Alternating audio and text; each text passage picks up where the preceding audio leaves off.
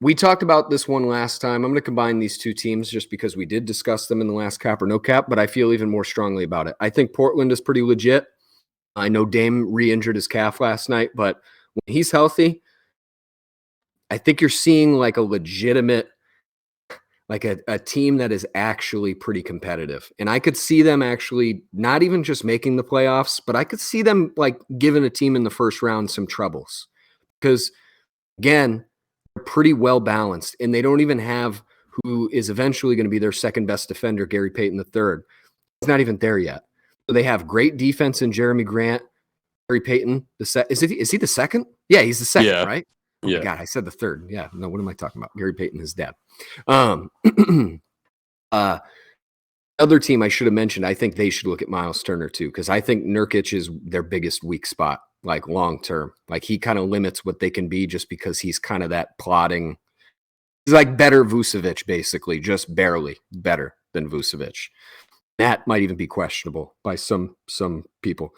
Do you guys think Portland is legit as I do? Because I see like this Jeremy Grant situation that's happening. He is everything that this team was hoping he was going to be. And Anthony Simons, for whatever people think of him as an efficient scorer, he's a pretty legit player at this point too. Yeah, I'm gonna go no cap. I have to eat my words on the Blazers actually because I said the Kings would be better and that they would suck. But Chauncey Billups has done a great job coaching them. Mm-hmm. He's done a great job constructing their defense. If you watch them, their defense is on a string. Like the rotations are on point. They talk, they communicate. It's perfect. So yeah, and I think you're right, Pete. They could do great job, not a great job, but they could like make some noise in the playoffs. You know, they have great defenders like Justice Winslow, Jeremy Grant, GP2's coming back. They could really mess up a team's like season. And if they manage to land Miles Turner, I would say, I don't know if this is a hot take, but I would say that would put them in the contender category. I actually agree with you. I legitimately agree with you, Brad. Their defense would be like top 3. Miles, I honestly think anchor. if you added Miles, they're a top 4 seed in the West. To me, personally, because and Bernie, it all comes down to balance. They have everything it takes to compete with any team on a night-to-night basis. They have scoring from Dame and Anthony Simons. They have lockdown defenders, at least 2 of them, if they're healthy, Jeremy Grant and Gary Payton. And they have young dudes who haven't even sniffed their potential in Shaedon Sharpe. You guys know how I feel about Shaedon Sharpe. We've seen some flashes of it. That dude can, move into like that 6th man spot, consistent, like really giving them solid defense and some points off the bench. Brad, I don't even think, to me, I think it's a hot take to most people. I don't think it's a hot take to me. I think they have all the pieces to legitimately be a contender if they added a guy like Miles Turner. I think Bernie definitely disagrees with us. Bernie, why do you disagree with that? I just think that eventually it'll all come crashing down on the Portland Trailblazers. Not that because I don't think that they're necessarily a bad team. I just think that they're just young in some places. Like I think Anthony Simons, obviously 23 years old. I know that he's kind of developed a little bit more, but I just think that he still needs a little bit more seasoning to like really get going. And I think with Nurkic, like you never know when he's going to be injured, man. I feel like he always has some injuries that just continue to like bombard him, and it just makes him unusable at times. I agree. Chauncey has been slashing his minutes, to be fair. Nurkic is a huge limiter to this team. To me, that's why like I think really the difference is if you have Nurkic, you're kind of hard capped because he's going to get killed by a lot of players in the playoffs. There's so many guys that could just dominate Nurkic. I'd move off of him as soon as I could. Even if it's not Miles Turner, I'd start looking to get something out of Nurkic. Just get him away from the team, personally. Yeah, that'd be my only concern. I think that they're very, I would say that they're very top heavy, this team. In terms of like, I feel like the role players are not, like they're good, but I just feel like, especially, I have Shaedon Sharpe, who's a young guy, obviously going to have up and downs this year. Gary Payton's hurt right now. And as a solid, I want to see him like out of the Golden State Warriors system and see what he can be.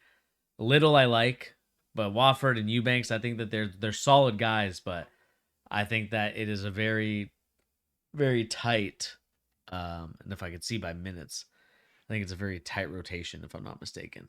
Like super.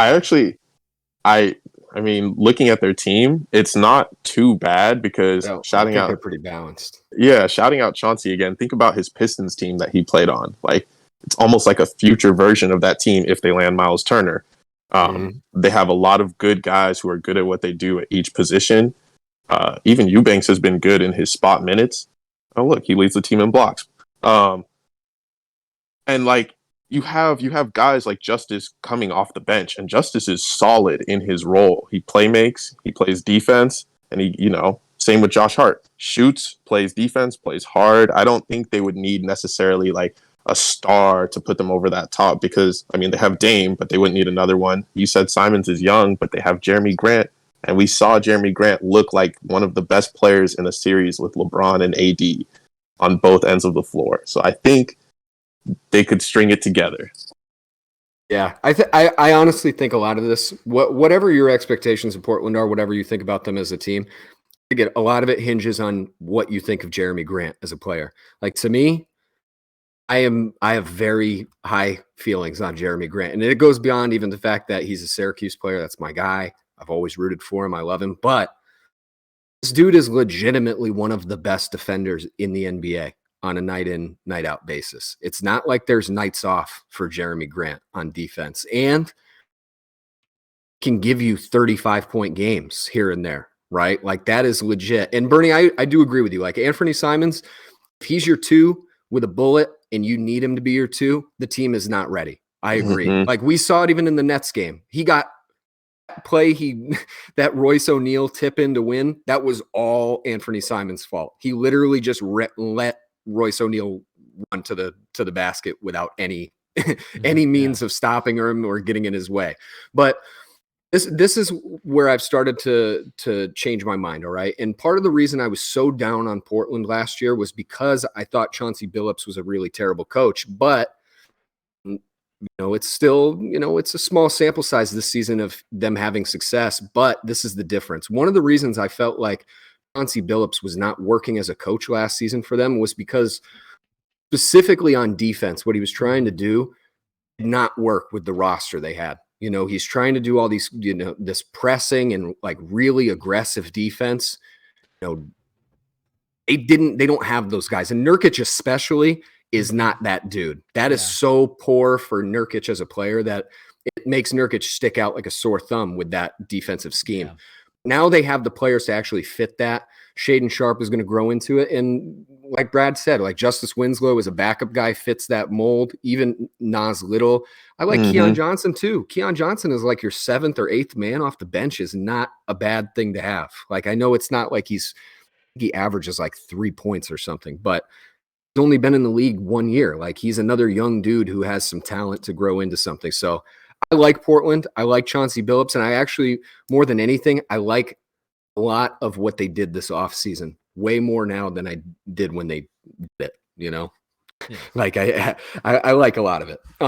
Shout out two Shaden of the Sharp. Same one. Shout out to Shaden Sharp. I love him. Making my bold take that I would take him over Chet. Not that crazy anymore, even though it's still pretty crazy. Part 2 of this is Phoenix. I was so wrong about Phoenix, man. I don't know. I stand by it. A lot of it had to do with the Ayton, Monty Williams stuff, but flowers to Monty Williams, man. This dude is one of the best coaches in the NBA with a bullet. It should have been obvious last season. It was obvious for the most part, but just felt like the chemistry thing was going to come into play much more than it has. And this dude is legit one of the best coaches in the league. Like, not even a question. He's got these dudes playing better defense than they have for the most part. They're top 3 in offense and defense. I think they're the 3rd ranked offense and defense, actually. And that's without Chris Paul, without Cam Johnson. It's pretty impressive. Like, they look like a competitive team again, like a team that could go to the finals, in my opinion. What do you guys think about that? Is that cap? Or are we? Oh, that's heavy cap, Pete. They are the biggest frauds we've ever seen in our lives. I don't know, man. I don't know. They're playing great basketball, but it's the regular season. The regular season and the playoffs are just two different beasts. The things that they're doing so well, I don't think will translate to the playoffs, just like last year. Yeah. I mean, my worry for them too is like Chris Paul, man. Like I believe he's hurt again, and it's just like, you know, obviously the stats have fallen off, like scoring wise. You know, he's just not scoring the same like he did before in the past. Field goal percentage was not great. You know, I think that's the concern for me is like Chris Paul has kind of been on a little bit of a decline, and that's just normal because you get older, man. And it's just like you look at the stats, man, and yeah, I you know the stats are like 27% from three is not good. Field goal percentage wise, 36, like that's borderline. CP3. Yeah, CP3. It's a super small sample size, but that's terrible. That is Like, really bad. I mean, that's 10 games in. I know he's hurt, but he's always hurt at this point. What does he play? He's only played half their games, I think, right? He hasn't played. He's missed most of. He's played 10. Yeah, games. he's played 10. Yeah. God, I mean, we did talk about that last time. I mean, there is legit room to be concerned that CP3 is finally he is cooked. You know, he is not LeBron in terms of, you know, holding on to that physicality for too long. But yeah, I don't feel as strongly about this one as I do about Portland. I legit think Portland is actually really good. Phoenix could definitely be frauds, but I have to give them credit. Like some of the moves they did make are really smart for this team. Like Jock Landale, whatever you think, most people don't even know who Jock Landale is. He has been very good for them, like in terms of filling a hole that they needed. If they could do anything, if this team made any decision and made any trade, they need to go get another ball handler. They need to go get some guard that can just take some of the pressure off of CP3. No Cameron Payne?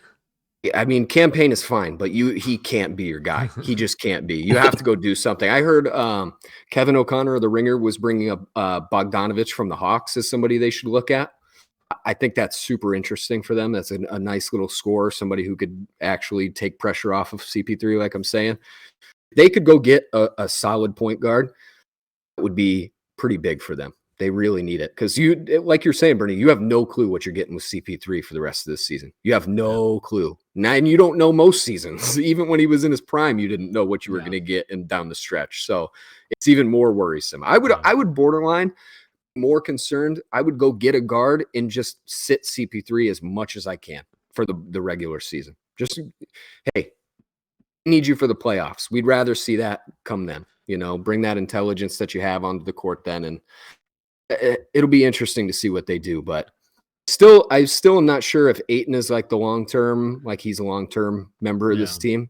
I don't know if that's going to be the case, but Ayton still looks pretty solid to me too. And I know that people have had some negative thoughts about him and his career as a player for the Suns, but he's a really talented dude. He can really guard a lot of positions and move around the court, not like many guys his size can.